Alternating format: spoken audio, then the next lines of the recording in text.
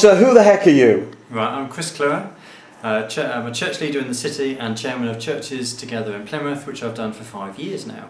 Now, how many churches are involved in Churches Together in Plymouth? Well, there's 120 in the city, and about a third of those feel they want to contribute financially and support what goes on in the office here.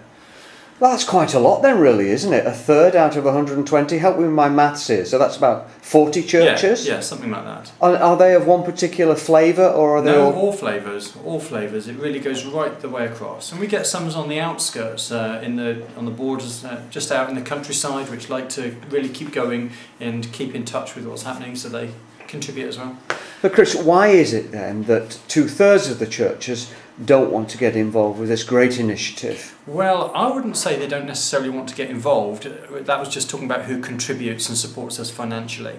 But we have involvement when people feel the need, I suppose. And suddenly we can have a church which hasn't been in touch with us for years, and suddenly they have an event which they want to share with others, and then they get in touch with us. And we've got a system set up here where anything that comes into us, we can email out to 120 church leaders at the click of a button, because that's what technology is like these days. And suddenly that becomes attractive to people, and they think, yes, we can let this be known, and so, out it goes. So then they link with us. So that's how it goes, really. So when they deem it to be mutually beneficial or just beneficial for them? Well, who knows? That's why you do your job and I do mine. You are a statesman, brother. There's no question about it. Listen, if you had 3 wishes, my final question, if you had 3 wishes for the city of Plymouth regarding the churches, what would they be? They would be that every church leader spends 80 to 90% of their time concentrating on their flock and their parish and their community, and just that 10% or so time thinking, yes, but together in a big city we can do more, and let's link together as the people of God in the city, speak with one voice, offer our services to the council, to the police, bring down some big names to the city, which will have a big evangelistic crusade and all together prayer meetings and things like that, and just acknowledge the fact that we are an awesome community of people spread right across the city. And you are awesome. Thank you very, very much indeed for your time this morning.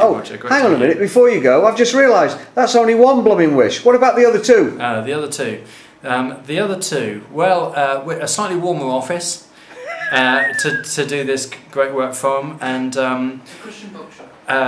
Support the Christian bookshop. No, I suppose for me, I think we're on the threshold of really building teams of people across the city. So it would be my 3rd wish would be that we could bring in more and more people to work in certain interest areas, so that whatever crops up, whether it's the environmental impact of the church, for instance, that's not something I can do but we can draw people who are interested in it and create a team, and then a team in lots of different fields to be interested in and carry services through to the city. So that's what I'd like to see.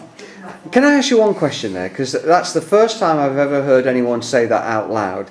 The environmental impact of the church. What do you mean by that? Okay, it's really meaning that if you took church buildings across the city, they would probably be the oldest, coldest, most expensively heated. Would you agree? In the entire place. Absolutely, yes. Okay. If it's anything like this office, absolutely. Absolutely, yeah. So, and yet, that's something which is on people's heart at the moment, that we should be environmentally effective, and actually it's the sort of thing where churches can turn around and be a leader instead of a follower.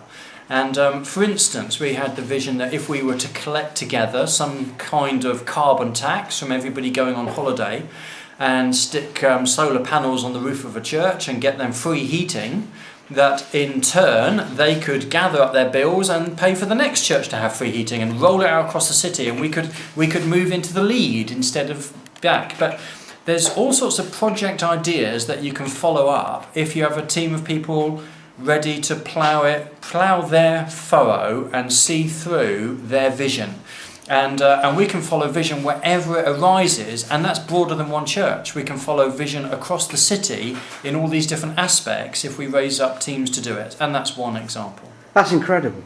So ergonomically, ecologically, economically, the 3 E's there, you can use that as a form of witness, testimony, evangelism within this 21st century where these things are very important. That's fascinating. So what are you going to do about that? Let me say that again. What are you going to do about this?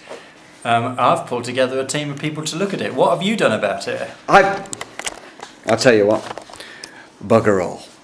But I think it's absolutely fantastic. I think it's a great idea, especially for the city. Yeah. And I've never heard that before said out loud, but I think you're quite right. For these cold old churches to get together like that, it's something that they could do as, it's an old-fashioned word, but as a testimony to the local authorities and press ahead with that. How very interesting that if you've got these buildings, you need to be responsible for their impact, their environmental impact.